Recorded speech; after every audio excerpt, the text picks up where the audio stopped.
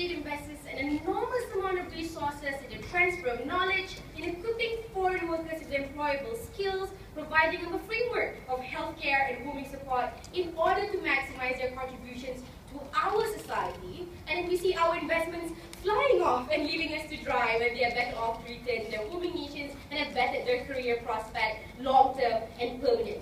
So who are we talking about in this particular video? Because we're talking about a spectrum of foreign workers who got the beginnings of their careers in our states, Western liberal democracies, and enjoyed massive state benefits in that process and decided to return to their country of origin. And many of them do so even before we reach the break-off point in which the state actually sees the returns of those investments because they fly off prematurely. Who are we not talking about? We're not talking about foreign workers who are already equipped with full skill sets when they come to work in our country on a contractual, predetermined basis. We're talking about individuals who got the initial job opportunity under our state, who provided them the learning process that permanently bettered their prospects in their career and bettered their skill set permanently. And then these are the migrants who intended to originally stay, but then suddenly found greener pastures on the other side and decided to leave our state. These are the individuals in which we will impose a dedicated income tax towards. So like the United States of America, we have a mechanism of dual taxation. That means when people leave our country, they will still have to undertake an income tax to be paid to their home nation, and this sum is proportionate to their income. So I'm going to tell you a few things in my speech. Firstly, why this particular mechanism of dedicated income tax. Secondly, the principle of taxation and why these foreign workers owe an obligation to the state that they originally worked in. And thirdly, why this generation of more friendly employment policies to these foreign workers. But before that, is there any clarification on the mechanism itself? So it's perfect. Dual taxation means that you are taxed in the country that you return to, but there is a sum of proportionate taxes being paid to the country in which you learn these skill sets from. That's what's going to happen. So why this particular mechanism of income tax? For 3 reasons. Well, firstly, we think this will be commensurate with the increase of quality in their long-term career prospects that they will enjoy from that point on when they return to their home nation. Because we don't think that skills and knowledge are capable of degeneration. So the amount of time that we've invested in the amount of time that they've not made profit, because we invested a certain amount of time in making sure that they are trained to come up to a certain optimum standard. In that amount of time, we have had an opportunity cost of them not making any kind of economic benefit to our country and to the companies who undertake these responsibilities. From then on, they've entered into a chain of transfer of knowledge in which our company and our state provided you the structure and framework that's exclusive to our state because of the level of quality that we possess. They've enjoyed from this structure, but instead of further participating in that chain, they've now cut it off and transferred the beneficiaries to people of other states. We think those skills and knowledge have permanent impact on the long-term prospects. They should be paying it off when they generate income from those long-term prospects. Secondly, we think this kind of skill set is actively tied down to their economic prosperity because their career will always be reflective of their skill sets, and this kind of skill set will be exclusive because you can never garner the same kind of either high-quality academia or high-quality industry in that kind of support structure that exists within these home nations. We think that exclusive experience will become a massive traction for them to gain larger economic income when they come back to their home nations, and they'll become a massive asset. Those things will reflect the economic prospects that we have helped generate for them. Therefore, the income tax is commensurate to this increase of status. But thirdly, the breaking off of the chain of transfer and knowledge. The thing is, there's no such thing as a break-off point of when does the state finally get a full return of investment. Because the main reason of why we want to make an investment in you is because we want you to permanently stay and permanently become an agent that perpetuates that chain of knowledge. That's the main reason why investment happens. We don't make a numeric calculation or when have you suddenly fulfilled your obligation to the state, which is why a permanent income tax is what we're looking at. So because when you participate in that, you will then become the trainer who trains other new workers who come into our framework and educate them to increase their own skill sets and their own economic prosperity. You've broken out that change and regenerated your knowledge and your benefits towards other members within other societies that do not, that should not have a direct link in terms of benefiting from state policies that has been invested within these individuals. Secondly, principle of taxation, why foreign workers own obligation, 3 levels. Before that, yes, closing.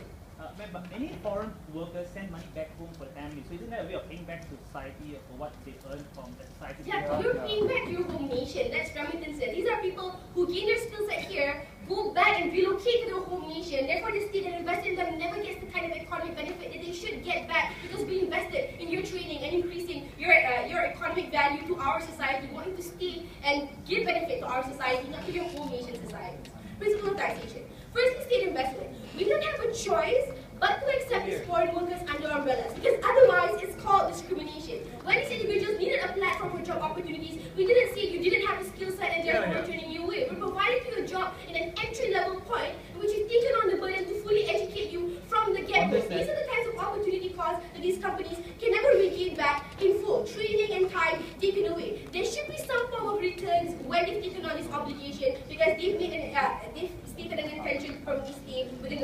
taxation. But secondly, on the idea of taxation, we think taxation happens as a fulfillment of a reciprocal duty once you receive state benefits, and this especially applies to people who are able-bodied and able to make those kinds of returns. Because the state, when it gives away, it has to have some form of return, otherwise it's making on a loss. For what reason do we house individuals who don't pay any benefits for the state? The main reason that the state has the capacity to provide benefits on a large scale is because we need people to opt in our framework and further regenerate the kind of losses that we've taken up upon ourselves to ensure that you maximize those benefits. We have established that these foreign workers enjoy state benefits. That means when they come to a foreign nation, these companies have to provide you rooming facilities, healthcare facilities, insurances, and then taking on the cost of you generating economic return. Those kinds of investments have to have some form of reciprocal in terms of returning those economic investments that have been made within you. Lastly, we will generate a more friendly employment policy in terms of foreign workers.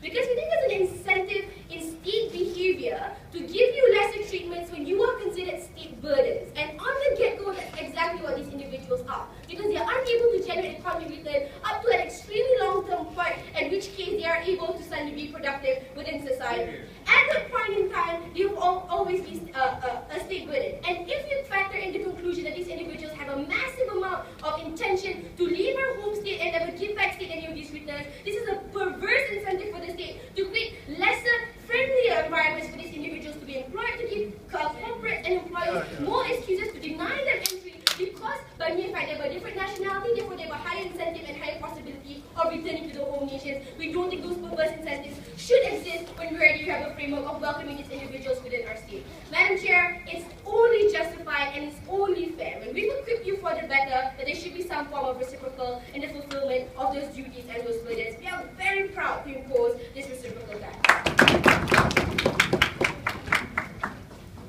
Yeah.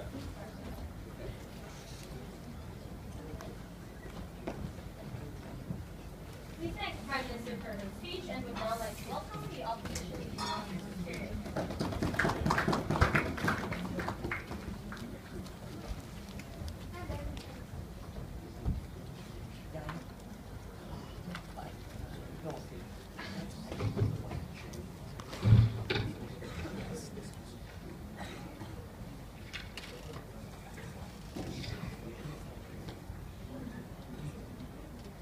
What the previous speaker failed to understand is that it's very difficult for foreign workers to simply leave their homes and decide to work abroad.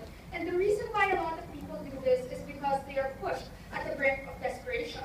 Under their very squirrely kind of motion, under their squirrel kind of debate, what you do is you actually give a double punishment to these people, because what you have to remember is that in order for their benefits to accrue, the tax must be big enough so that it will serve as a deterrent towards these people. Never mind that they never justify the restrictive context in this debate, but what we would tell you is that even under that unfair context, why this taxation is not justified by talking about two things. First, the genuine purpose of taxation and why this doesn't fit that, but second, in the conditions in which people choose to work abroad and why we think this is a double punishment.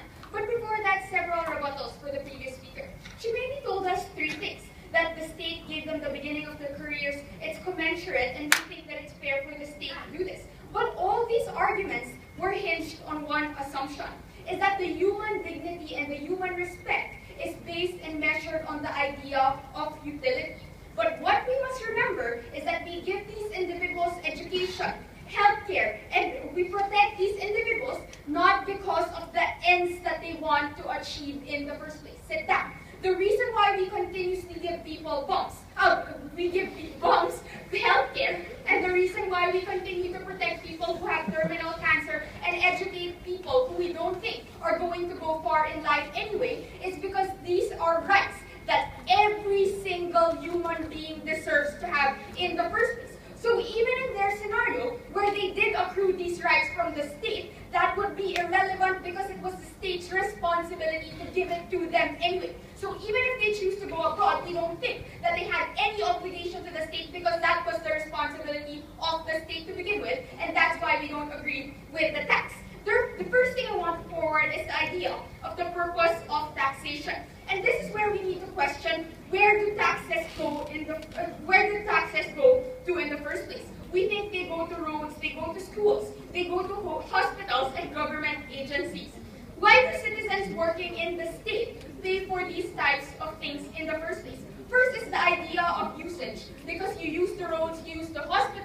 you give back to the state by being taxed because you can't use the supplies in the first place. No, thank you. But second, if you do not use these supplies at that moment, what that means is that these supplies are available to you. So even if you choose to go to a private school, what that means is that at any moment then, it's very easy for you to access the public schools because you are right there. So what that means is that it's available for you at that moment, and that's why you pay for tax at that moment. But lastly, because of the idea that you can promote general good and law and order by being taxed, right? No, thank you. So again, the reason why you pay for public schools, even if you go to private schools, is because you understand that your society and the environment you live in and interact with would be much safer if people had access to education, if people had access to healthcare. These are the types of things that are not available to you if you are far away. That's not the kind of environment you benefit from. That's not the kind of environment that you actually interact with.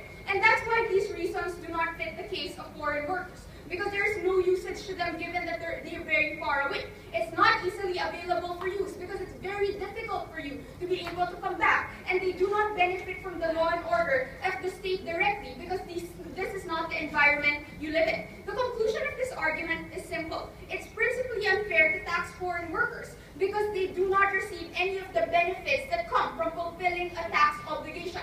And that is the idea of reciprocity. But foreign one go on.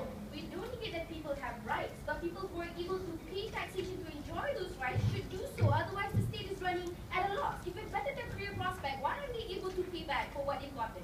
If that was the whole principle, that as long as you can continue to pay, the state should get from you, then we think that you should tax people up to 70% if that was the principle that you wanted to fight for. But the main idea is there needs to be a certain sense of justice in this instance, and that's the justice that we are fighting for. That's going to be further answered by my second argument, the idea of conditions in which people chose to go abroad in the first place.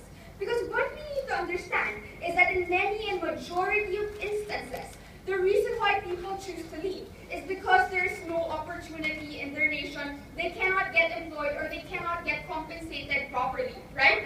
So we think that leaving your home country is almost never the first option, simply because it is very difficult for you to do so. What does it entail when you want to leave? It entails, first of all, leaving the culture that you grew up with, leaving your friends, your families, your boyfriend, your girlfriend, your wife, husband, children, and things like that. No, thank you. So what that translates to is you simply have to uproot your whole life to go to a city that is unfamiliar to you. And coming from the Philippines, I know the idea that a lot of people come home and say that they were abused by a lot of their bosses simply because it's very hard for your government to protect you when you are far away. So it's a very, very difficult life that these people are living. But the reason why people do that and subject themselves to that is because they cannot find opportunities in their hometown. And what we need to remember is that these conditions are symptomatic of how the government has failed them. The government was not able to secure them the right to attain income, a comfortable job, which is the basic right of every single individual. That does not mean that they are always dying of poverty at every single point in time. What that means is that the conditions were inhospitable to them at that certain point. And we think that in itself is already enough for them not to pay for the mistakes of the state. We need to remember that the government is not just there to ensure that you have a job. They are there as much as possible for them to ensure that you also live a comfortable life. That's why even if you earn minimum wage, and that's why even if you have a job, you don't tax people who earn minimum wage. Because this duty of the state is not just to give you a job, but it's also as much as possible to be able to give you a comfortable life. And the reason why these people leave anyway, even if there's so many hardships, even if you have to uproot your culture, even if you have to leave your family, is simply because those conditions were not meant for them. We need to be able to compare them to minimum wage workers. In a sense, they are like that. In a sense that they are suffering, in a sense that they aren't getting the rights that they think they deserve. For these reasons, we think that the state has failed them. We shouldn't doubly punish them. I've never been more proud to oppose.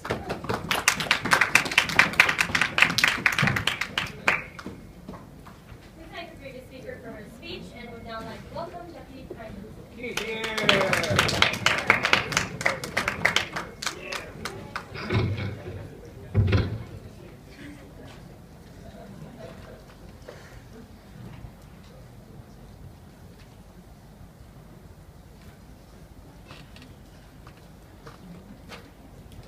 was informed that Alan is an economics student. I was expecting that he would come first, because the business me wanted to get up on him. But he didn't, send his girlfriend instead. Never mind, ladies and gentlemen, I have two arguments in my speech. Firstly, I'll argue how this will incentivize and weed out those foreign workers who only want to fly in your country and then live once we of the benefit. Second, I'll argue how locals and employees will be better in terms of job employment. Before that, self-rebuttals. But just to be clear, Mr. Speaker, the debate coming from opening government is the debate that is dealing with low-level workers, which includes people like Mexicans in the United States of America, and Malaysians going to Singapore, or Filipinos coming to Malaysia, blah, blah, blah. These are the people that we're talking about in this debate. Few rebuttals before that. First, each wanted you to believe that whatever we're doing is a double punishment. We disagree. It isn't a double punishment because the state is also being punished the moment you leave. So once we invest in you and you live in the state that you work on, who's already given so much in you, that's also a punishment to us. Therefore, we don't think it's a double punishment to you because you're already equipped with all the skill set that you gained when you were in the country, and therefore it's a fair trade-off, Mr. Speaker. Second is that they told you that it's the role of the state to give that rights the moment you're working in this country. Sure, if you're talking about hospital and schools, blah, blah, those are rights of the state. But the moment when you leave, Mr. Speaker, that's when it's no longer the role of the state to protect you. Because what my argument in this speech is a reciprocal relationship. The difference between your argument of protecting the rights of these people is that the money you get when you were still here, the money that you get is you send back to your family in your country. And second, when you leave, is that the skill set here you get, you no longer contribute to my country, but you take it back to your country. Therefore, the money is taken away, and the contribution that you give to your country the moment you leave, after the skill set is given to you, therefore it isn't reciprocal, and it's unfair when it's already given to you. Second, I want you to believe that the world told you, if that really is the harm, then just tax them 70% while they are still here. The difference is, they are still here. Therefore, their contribution, or what we're giving to them, is reciprocal. We teach you, so you give back to our country. But when you leave, that's when it's unfair. Therefore, there's no debate from opening opposition. We plot a lot, and if he has a lot of things to say later. Before I move on, Sid, I'll take closing. Thank you. Is it better for Mexico if the Mexican laborers work in America, earn 5 times more than what they earn and back home, and send some money back to feed the families back home in Mexico? Sure, it's good for them. But the problem is when they leave, when the country is at loss, that's what we will deal with. When they're here, we protect them, give them money, no problem. Or when they leave, that's the debate. Get on it. Two arguments in my speech. First, on low-level workers, we without them. And in status quo, Mr. Speaker, when it comes to a country that have massive amount of job employment, when the locals don't take up that much. For example, in Malaysia alone, maybe it's unfair for me to argue that, but let's take the Philippines or Singapore, for example, they have a lot of foreign workers coming to the country. The problem with these people is that they chose to come out to our country and reap the benefit. They think it's okay to just go in there and flood the big migration and leave whenever they choose to. We think this policy disincentivizes people who aren't so serious about contributing back to the country and only want to reap the benefit. Sure, you probably will make people disincentivized to come to your country and make that unemployment that you need to give to these people or to be filled up by those foreigners will be a lot lesser. I think it's a lot better. As opposed to having so many people that only come and will leave a lot later whenever they feel, it's good, I think it's bad. Because you have to consider this. In status quo, and we are free to concede that we invest in them and they contribute to us. But at the same time, there are harms when they're here. First, they take jobs away of the locals, and second, they take the money out to give them back to their family in their home country. And because of there are harms and benefit, the best thing to do is to balance it out. If you are unable to balance it out and you allow them to only take away and reap the benefit just because they think they should and they could, doesn't matter if it's due to the desperation that the speaker before me wanted you to believe, the thing is a lot better they're able to balance the harms and the benefits out by giving them this dedicated tax so that they will be disincentivized to come in if they're not someone who will contribute back to the country, but someone who will stay a lot longer in the country and contribute back to the country that they get all the skill set that they've learned in the country. Therefore, it's good because it deals the problem of flooding, for example, in Malaysia and in the US and South America. Before I move on to my second argument, I'll take another one. I don't understand why you want to talk about more high-paying workers, right? Because these are the people who probably have more education, who probably have more skills training. Sure. They probably want to recruit from these people anyway, right? Good. The difference is the relationship that the country that they work at is that they don't teach as much to these people. There are someone who already come with a quick skill set that they got when they were back in the home country, and when they come back to your country, they are the ones who contribute to you. So when they leave, it's fine because they've given as much as they could with what they had back in the country. There's those people who have nothing come here and we teach them and they learn so much and they leave, and now that's unfair.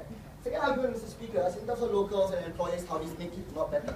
In status quo, locals often don't get so much of these low-level workers because they think that when they become complacent, because they think knowing that foreign workers will come in and fit in those spots that they don't care so much. For example, the domestic workers becoming maids, or these construction workers like Mexicans fill up so much because people don't think that the job is attractive enough for them, so locals become rather complacent and don't take those jobs. At the same time, Mr. Speaker, it's a problem on employers as well. Employers don't care so much about the job, and they think because there are so many foreign workers who just come in and fill up those spots, so they become complacent as well. The job that they give up to these foreign workers are unattractive. Therefore, the moment that this incentivizes so a flood of people coming in, so locals, number one, realize that there's so many jobs there that they have to fill up. But what changes is these employers, knowing that they won't get that much of foreign workers who will just come in and fill up the spots that locals do not want to take up, Mr. Speaker. Therefore, it changes psyche of these employers. It makes them so much better. It makes them want to improve the attractiveness of the job, increase the salary for them, Mr. Speaker, make the domestic worker work as a lot lesser burden than what it is now, because some and maid have to do so many things, take care of the children, wash the clothes, clean the house. There's so many work they have to do, Mr. Speaker, and it's unfair. And these employers take so much advantage of these foreign workers who are probably desperate, only come in because they need to do so badly, and therefore these employers just report the advantage. And what changes then locals will take up this job. We think it's unfair to become complacent just because other people will take the job that they will not want to take to begin with. But it's so much better that these dedicated tax will weed out those workers who will just come in because they want people to benefit, and at the same time make the life of these employers who don't give as much advantage to these people to begin with. What did we argue in opening government, Mr. Speaker? It's very simple. It's a matter of ensuring that the reciprocal relationship is upheld and maintained. As opposed to you coming to our country, to your country, to whatever country, taking off the benefit, learn so much, leave, give it to the country, and it's unfair. What matters, Mr. Speaker, is to consider their harms and benefits. But what's best to do is to balance it out, as opposed to allowing them to reap off the benefit and not doing so much back to the country. Opening government is very proud to propose. Yeah.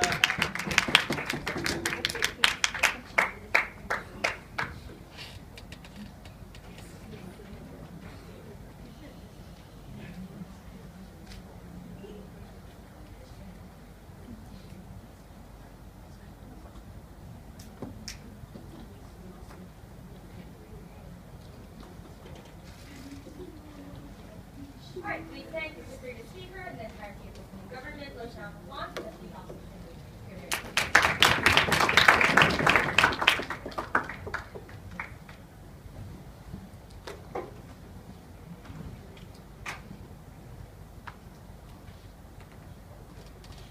Yeah.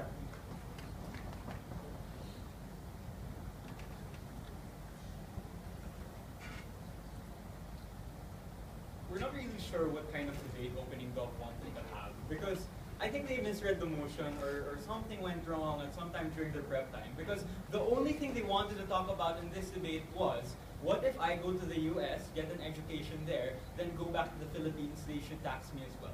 But here's the thing, that isn't the only definition of a foreign worker in a country of origin.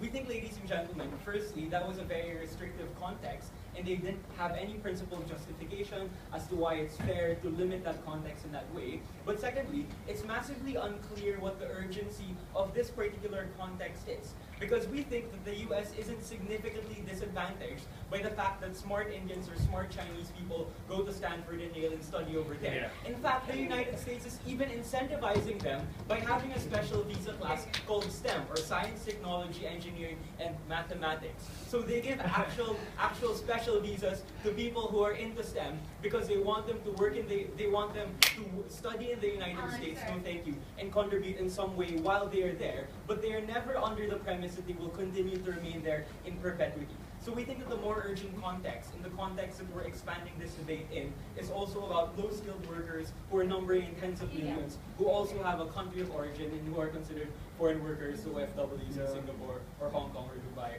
or whatever. So, given that we've all agreed, coming from CG and CO, about the general confusion of opening dollars, thank you very much. I'd like to have 2 points in this. First, on reciprocal relationships, and second, on the welfare of these foreign workers. To the first thing, I want to talk about reciprocal relationships.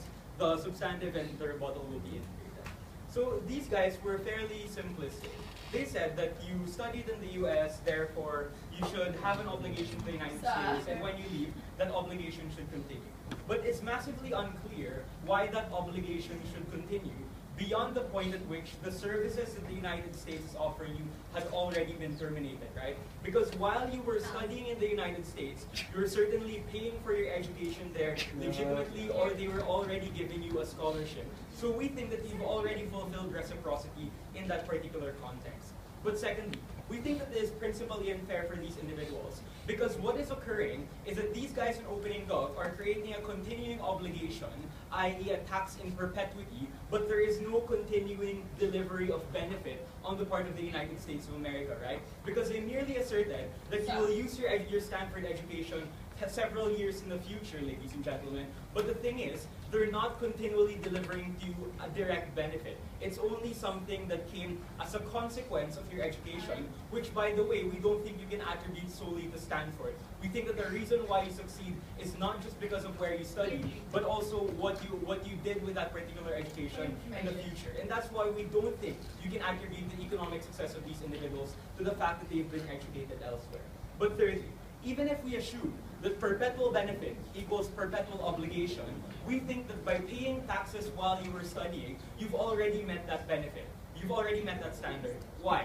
We think that you've already fulfilled your perpetual obligation because when you've already paid taxes to the state in like 2012, the state will therefore use those 2012 taxes for general appropriations to make buildings, to make roads, to make healthcare centers, the benefit of which will drive far into 2018 or 2020. The point here is that by paying taxes in 2012, you still are fulfilling a perpetual obligation because your benefit to those taxpayers in that particular state will extend far beyond what you've paid in this year. So even if the standard is perpetual benefit equals perpetual obligation, we think we also need that. I'm taking closely. The rhetoric of stealing our jobs, which applies to the low-skilled workers opening government setups today, those people are often abused and their numbers are limited. The outcome of our policies is expand the capacity for those who would actually transfer to Western countries to get the benefit you wanted. Firstly, we think that it's grossly overstated right-wing rhetoric that the Mexicans are taking American jobs. Because in the first place, these are jobs that Americans didn't even want to begin with, right? Because logically speaking, if you are an American employer, why would you bother looking for these illegal Mexicans who you'll probably get into trouble with the federal government if you hire them in the first place, if it were so easy and cheap to get American workers who wanted to work in your industry? The fact is that all of these workers aren't stealing your jobs because this wasn't a niche that the local population wanted to fill in the begin with. Because it doesn't make any sense to get a worker from the Philippines to fill in a job for Dubai if Dubai people wanted to do that job perfectly well. But I want to deal with your point of information further in terms of the second argument. I want to talk about the welfare of foreign workers. There are two scenarios that could happen. The scenario A is that if they stay in the country of origin when you impose this particular policy, or scenario B, if they decide to move abroad in spite of a policy of double taxation. I'm going to deal with scenario B because that's more relevant to Gemma's POI. What exactly is going to happen if they move abroad? If you take a look at all of the problems of Filipino FWs in Dubai, a lot of the problems are surrounding the fact that people are seeking illegal means of unemployment for the simple reason that a lot of the legal measures take a lot of time, they take a lot of paperwork, they're massively expensive to procure. We think, ladies and gentlemen, you only increase the incentive of these very desperate individuals to seek illegal means of employment because they want to escape the double taxation that these guys are forwarding. So in relation to Gemma's POI, Gemma's problem is that these employers will start abusing their workers. We think that you increase that propensity when you create a broader illegal market for this foreign worker employment to begin with. So we think that that's massively damaging. But if we take a look at the other scenario, wherein they stay in the country, and presumably this is what Opening Gov wants to force people to do, the first thing that we said to that, coming from Ina's speech, which by the way they didn't respond to, is that it's principally unfair because you're blackmailing them to stay in a situation that they don't want to stay in the first place. Basically, you're holding them as economic prisoners because you only see them as utility and not as people. We think that that's massively damaging. But secondly, we think, ladies and gentlemen, that you cut out a lot of the benefits of the fact that these people move abroad. If you take a look at how these foreign workers have stimulated a burgeoning middle class, or at least a lower middle class in the places where in their countries of origin, that happens precisely because when these foreign workers move to other countries, They're paying for the education, for the healthcare of their children who are still in these countries of origin. They don't necessarily always take them back to where they're working. We think, ladies and gentlemen, this is massively beneficial to the state when we allow and when we remove all of the constraints, when we remove the substantial constraint of having to work abroad that exists under our model. Because we believe that they've been principally unjust, because we believe that the outcomes are better under our model, we are very proud to oppose. Thank you.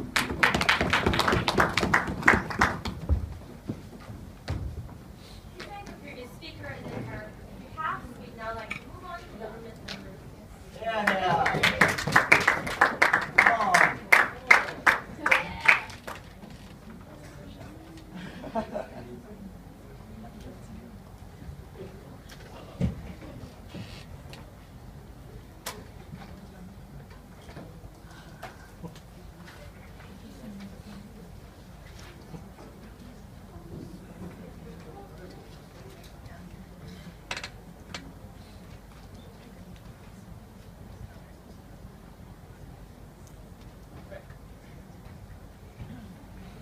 Madam Speaker, what we're going to do is we're going to talk about the welfare of the workers. We're going to take their values and we're going to show why those things actually fall to our side. We're not just going to say the states deserve things arbitrarily either, right? So towards that end, and then, towards that end, right? There's some things I'm not going to mention as we continue. Towards that end, we're going to show that we improve the conditions of future workers and why current workers that go there do owe that to an extent. Secondly, we're going to say that to the extent that workers are also kept away from these kinds of things, to the extent that they are discouraged and finding jobs abroad becomes more difficult, we believe that they are better off.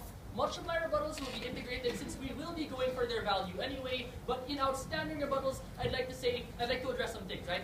Alan tells us, very late in his speech, that people will resort to illegal means, and that's what's going to lead to them getting abused and things like that, right? Because now they don't want to go with that future tax anyway. One, that job that they're going to be taking and the tax that we're talking about here will be enforced by the country that they were working in. So we think it's going to be monumentally difficult for them to just somehow pretend to be a local and then eventually go back to their home country, especially when you will have significant populations of foreign workers in those places who will somehow be monitored by the state to that extent, right? Sit down. We do not think it is going to be that easy, even if the incentive goes up, right? And if the state, which is completely in control of them, around them 24/7, wants to make sure that they are getting money from these foreign workers, we do not think there is much a foreign worker can do to avoid that tax once they go home, even if they can avoid their own arbitrage back home, right?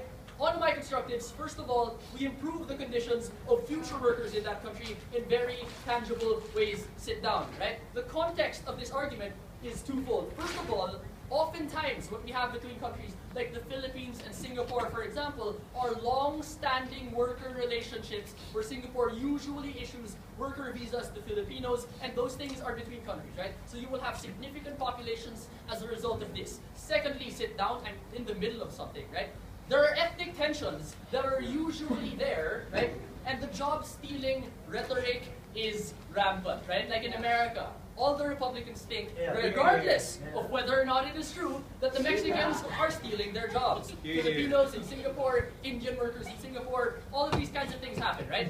What does our policy do, no offense to Singapore? One, we undermine the rhetoric for that aspect of racism, and that is a tangible and good thing for reasons that I will explain, right? But that rhetoric is things such as, they are stealing our job. They are sending our tax money that should be going to our state as income, like tax income, and sending it back to their country, right? And that is our problem. The perception of that, regardless of the extent to which it is true, because it is also true to an extent because they are cheaper workers, sit down, right? Yeah. So oftentimes, the result of such rhetoric is that these people will be confined to slum areas to become victims of violence. They will be kept out of social spaces. They will be harassed by the police, who will be taught to be paranoid that these people are also criminals. And in the worst case scenarios, like with Filipino workers somewhere in the Middle East, right? Their passports will be withheld by their bosses. There will be slow arbitrage for underpayment simply because no one who actually pays taxes in that country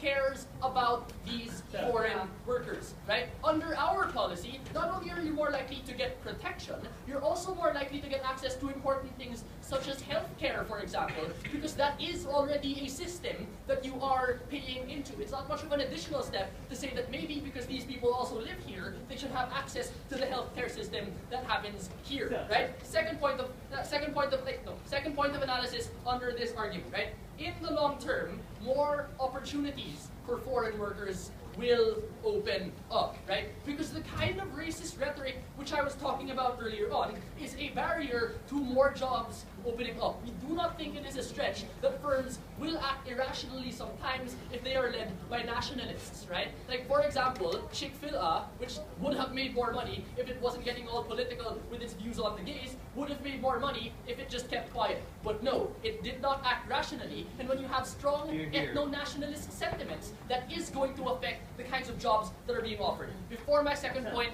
I will take closing.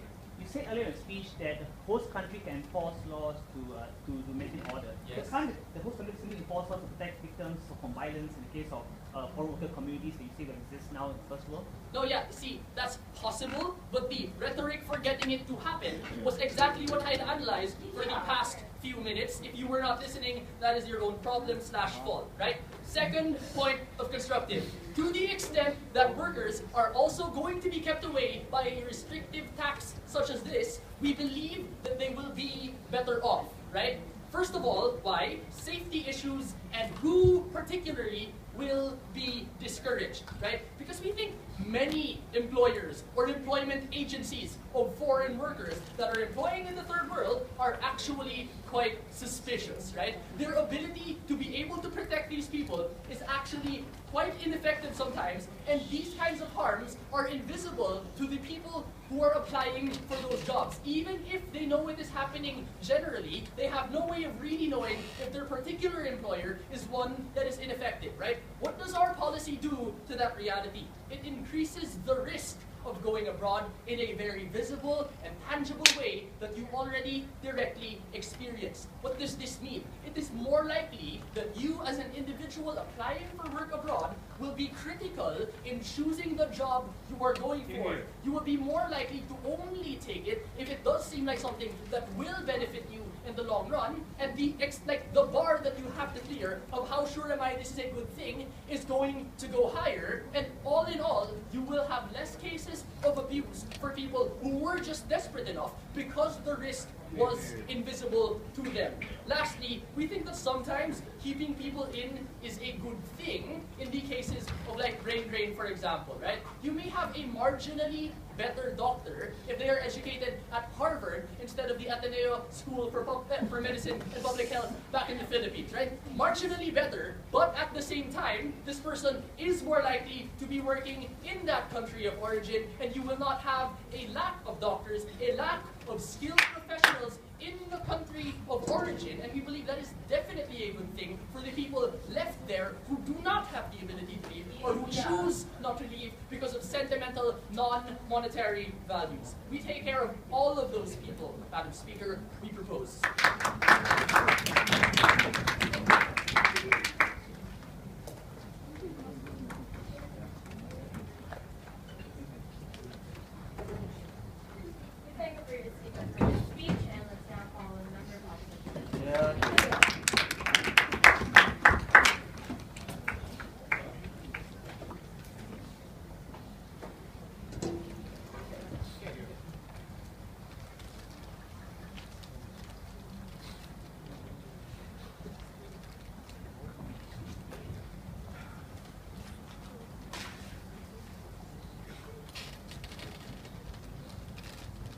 Madam Speaker, this debate now has largely become about how do we protect foreign workers who move to America from Mexico, from violence, from the kinds of political rhetoric that might arise in America because of xenophobia and the like. And I think that's a great debate. So let's launch into my first rebuttal or my big rebuttal against the extension from the member of government. The first thing we'll point out is that it actually shows how their policy actually work to deter foreign workers from Mexico coming in, other than just saying high taxes means higher cost for you, so hence I won't come over. Why is that so? Because A, we argue that these workers would rather come in illegally now is given that a few things. Firstly, they are driven by poverty back home. We're talking about poor workers from places like Mexico who suffer from dire poverty back home, but they're actually no jobs available. The alternative is I stay back home, not be employed, not feed my family, and see my baby die at any because I have access to his medicine and the like. You see, they will still be driven by poverty and will try to get to Mexico, US. Second, to argue, it's actually difficult to stop illegal immigration in general, particularly when you talk about large coast countries with porous borders like the ones between US, America and Mexico. Like the rhetoric of trying to stop immigration has become for like over 2 to 3 decades. They've had to like build walls along the entire border, but they're still failing huge numbers to stop people from crossing borders, going under the cover of night, because it's physically difficult to stop a million people coming in every other day. So you say that's why you're still have maximum people coming in. Why is this important? Because not only do you not achieve your objective, you're going to make life actually worse for these foreign workers who come now into America because now they're illegal in nature. Because at least now in the status quo, there's a pretense of how of laws and the fact that they're legal and they're regulated and got some obligation to at least protect them in some form or the other. Now they're coming illegally. They won't even have any recourse at all. They won't even dare speak up to the police and get diagnosis hurt. And that's how you have harmful violence being enacted upon them. That's why we were arguing it's simply better instead to let it come in through and through a regular basis, let them earn some income, send it back home, and let economic growth back home eventually be the reason why they stop fleeing to America to get better jobs. So that's what I'm going to do in my extension. We'll talk about 2 things. One thing largely. Now it's better to let foreign workers from Mexico and other similar poor countries come into your first world nation, get some income, and let economic growth be the reason, back home the reason why they stop coming eventually. But for that closing. Are you more likely to let in more legal workers if you don't perceive those people to be a drain on your economy, or if you do perceive them to be a drain on your economy? But if the argument you're making is that the moment I see a guy from a third country coming in and working, and I perceive that to him to be wasting my job, then that rhetoric will always exist anyway, right? The moment I see anyone who's coming in from overseas. So we argue is in our policy, it's just some at least practical effects. How is that so? Firstly, we'll say there's better let them come in and work for a while. Why is that so? Because firstly, when they come in and work, they get the protection of the state in some legal form. And yes, we will it might be harder for the state because there's not political opposition to it, but at least the law is clear, the Supreme Court is independent, the police try to act independently of political interest, and thus they get better rights. Secondly, we'll point out to you that many of these workers who often come work in America send huge amounts of money back home via remittances. And so we've point to the example of Philippines, where the bulk of the GDP comprises remittances that they get from the workers who have left to work in other countries. Why is this a good thing? Because the infusion of a huge amount of cash that the poor country wouldn't get otherwise allows for far greater development and allows for far greater economic growth that would otherwise occur in the status quo. The problem with many of these third world countries is that A, governments are slightly or more dysfunctional. They're often very poor managers of the economy, often basically even getting their act together. We will argue that the huge infusions of remittances and large amounts of money that are sent back to the country of origin, you allow for several effects to occur. Firstly, you allow for the rise of small businesses to occur because now like my brother back home, my dad back home, or my sibling back home has got cash to start small businesses, and that's good. Why? Because A, that results in greater employment, allows for more people to be employed, allows for greater incomes to be earned in general, as opposed to the status quo where if you're poor and you have no connections, you have no way to get access to capital to start anything on your own. If you're a poor dude in Mexico, if you have no education at all, it's hard to get any kind of opportunity to gain for employment. You often have to resort to A, your own employment, start own small business, sell small things, and the like. Secondly, it allows for small farmers and other small businesses to upgrade themselves through access to greater cash. Like for example, farmers can get access to tractors, on those small plot of land, and hence they can be more productive. How is this good? Firstly, A, they employ more people, and hence generally people are happier. Secondly, they earn a lot more as a result of access to greater amounts of productivity. This is good. Through the access to gainful employment and large amounts of cash, they can save more and invest in the children or in themselves, provide for safe private education and the like. This is essentially how you have a burgeoning middle class rising even in third countries. This is exactly what will stop people from fleeing to America, because now they have no reason to do so. Yes, please. Despite the initial desperation, all of these risky decisions they made have massively paid off, and upon returning, they become an economic asset to their home country. So why is it unfair to credit the source of their prosperity who made losses in that process? Because see, like the reason why they will leave Mexico or even Bangladesh to find greater opportunities, because the state has failed in many ways to ensure that it has any viable opportunities. Why am I bound to stay in Mexico and Bangladesh? Because I can't get a job at all, and the state doesn't even guarantee me a job. Especially on almost all countries in the world, there's no right to a job. There's no right or no state guarantee that you will gain given employment. So why am I then forced to stay in in dire poverty. So we will say that that's still better than what the closing government is going for, instead of the possibility of violence in the first world when they live in slums. And like we said, that's still better, because that short term, that pain that you're talking about might still last anyway in the long run if you don't show any alternatives to how these countries can develop access to remittances. Lastly, we would argue, the smaller point from the closing government about doctors fleeing third countries like Philippines and working overseas, how that's impact for the countries back home. If they can't work overseas and get a job overseas, then the question to ask yourself is, why is it fair to punish them so heavily when they make a very rational choice to simply want to better for their family? If I leave my country to earn more to feed my brothers and back home, it's a rational choice. What anyone else would do, why is it fair to punish me for that opportunity? Firstly, lastly, we argue that even in the case of illegal workers, when they do leave like a third country, they often come back. It's called the reverse gradient phenomenon, where let's say because of India, you've got IT workers left 10 years ago, they come back eventually, want to see more opportunities, and that's great. They get the transfer of knowledge and skills from the first world through the impartation of best practices and the like, and that's how even the world will benefit too, by simply having their best guys go overseas and eventually they will come back. And we argue many will come back without ties to the ties to the community. We argue this is exactly why the world is still better off in encouraging people, or at least not stopping you from going overseas, even when you're highly educated. For all these reasons, feedback to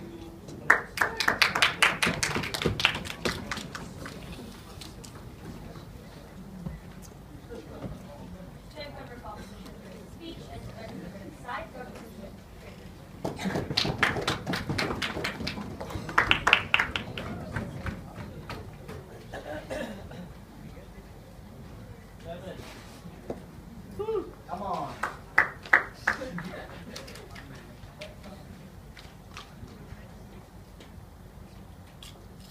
Madam Speaker, the perception of foreign workers working in Germany, working in the United States or Singapore or the UAE is not just that they are stealing jobs from the poor. It's a little bit more nuanced than that. And that was the thing that Nicola told you that this bench didn't want to engage with. It's that they're taking up our hospital beds. It's that they're taking up spots in our schools. It's that they're using resources that our tax money pays for, and those people do not contribute.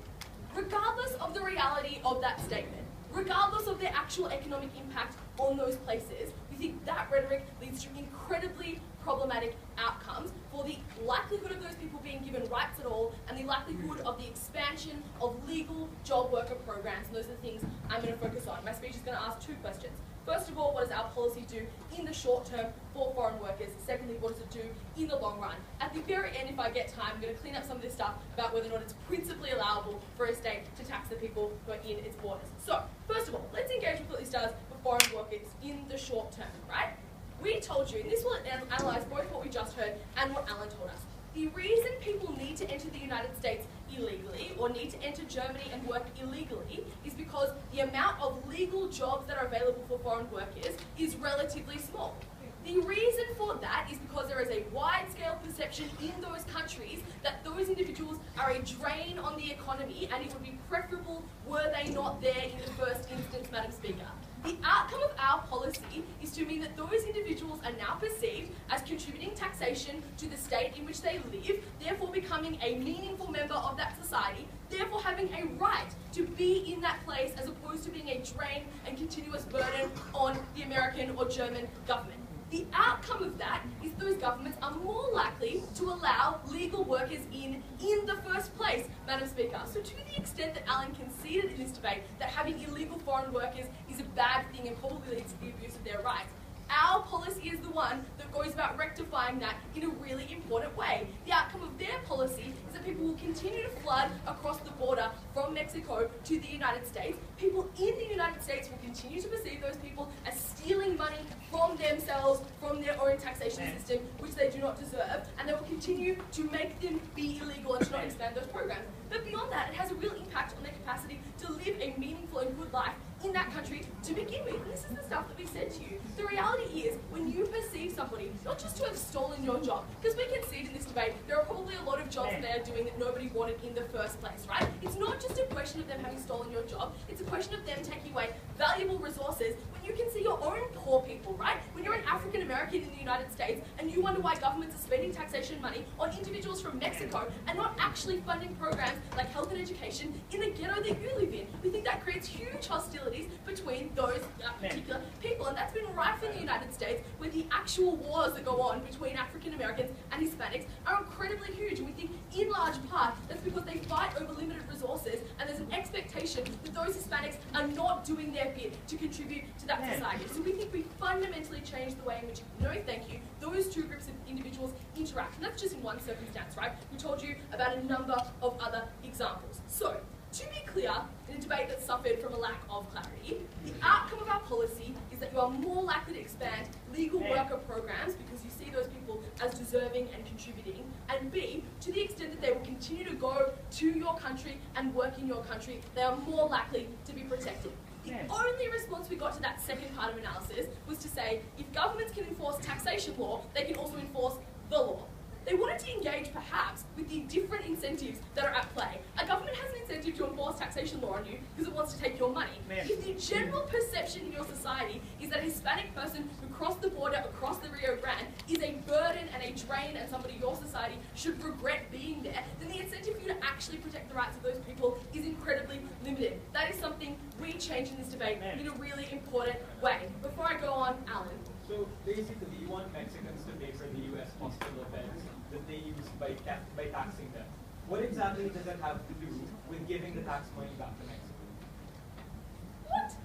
The tax money goes to the United States government, who pays for the hospital beds. That was literally the setup of the opening government, which I don't know how you've missed it. I understand it was kind of a squirrel, but it's been clear from the opening government for the entirety of this debate. I'm very sorry about what's happened, right? The outcome of our policy, as was established at opening government, regardless of what the topic actually said, was the United States will get this tax money, will spend it on these people. Like, goodness me. Okay, so let's move on from that. I'm glad we finally clarified that. The second part of our extension, and this will engage with the extension of our remittances, thank you, is about the long-term impact of this policy on the economic development of poor people in society. So, what we heard from the closing government was a fairly uncontroversial statement that remittances are good and that foreign workers going to places is good.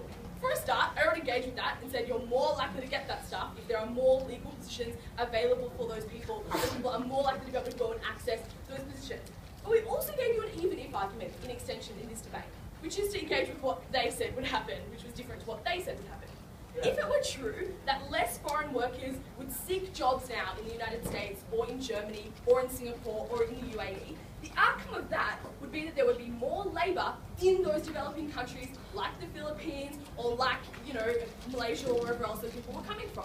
What Nicolo told you is that can be an incredibly important thing in terms of creating a critical mass of cheap labour such that that country is capable of actually exploiting its own labour and attracting investment into its own country as opposed to having those people continuously leave that country and not necessarily help with the broader development of those countries in the first instance. We've told you that if it were true that this would act as a disincentive, then the outcome could also be an incredibly important thing in this debate, Madam Speaker. So, to summarise a very confusing debate, our policy was that a Western country who accepts in foreign workers will tax them. The outcome of that policy would be that those individuals were more likely to be let in the first place, their rights were more likely to be protected, and they were more likely to be better off. So to the extent that this debate had anything to do with whether or not a government has a right to tax, e.g. the opening half of this debate, we think to the extent that this was a pragmatically good idea and would lead to the utility of those people being off, that sufficiently discharges the burden about whether or not you're able to tax these people in the first place. We're very, very proud to propose.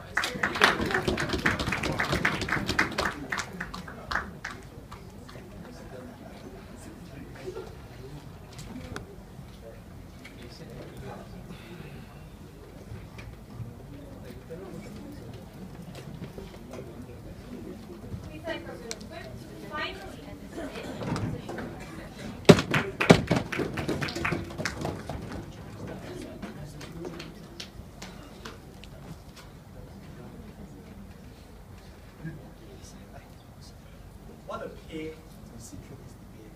As the honest boy that I am, I'm going to say that side government really did squirrel the motion. But let's go beyond that and let's see that Ashok did engage on both parts. So what did Ashok do?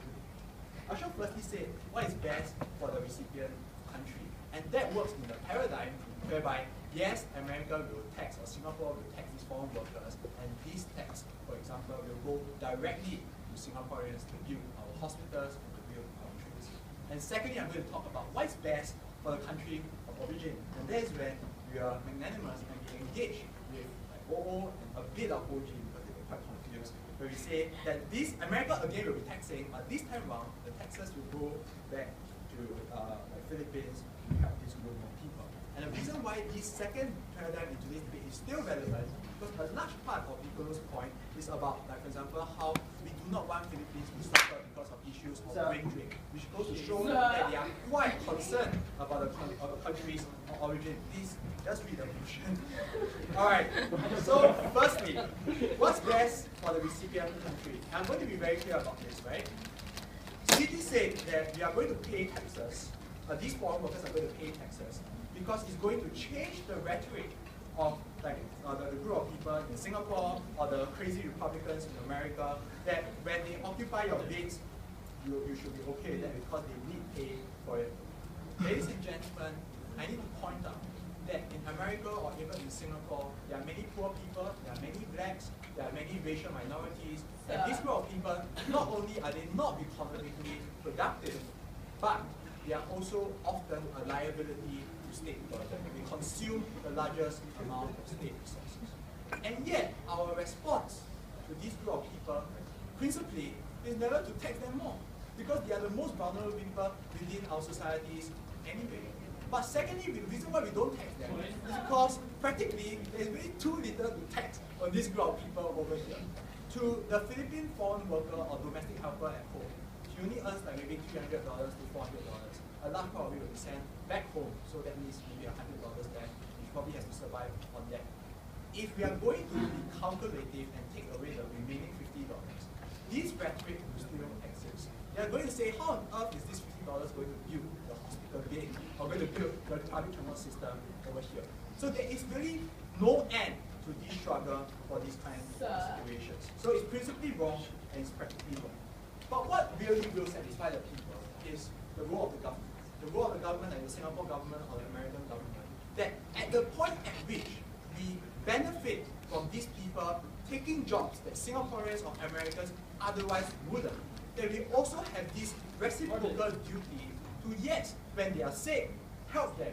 Yes, when they want to get to work, let them sit on our MRT trains over here. This is the form of reciprocity that exists under Ashok's case. But they are not really to engage it. They just say the rhetoric will exist over and over again. My only question to you, and Nicolo, you can answer this, is do you really think that this tokenistic stuff will change all this rhetoric, change all this fixation and obsession? Go. Yes, because it's proportionate. And to clear up who got what wrong, motion says it goes to country of origin. OG says it goes to country that employs them. OO does not deaf child, and you think we got the deaf wrong. Okay, Nicolo, I can be like you and I can throw a big fit, right? But I engage all three houses and that's why I'm doing whatever I'm doing.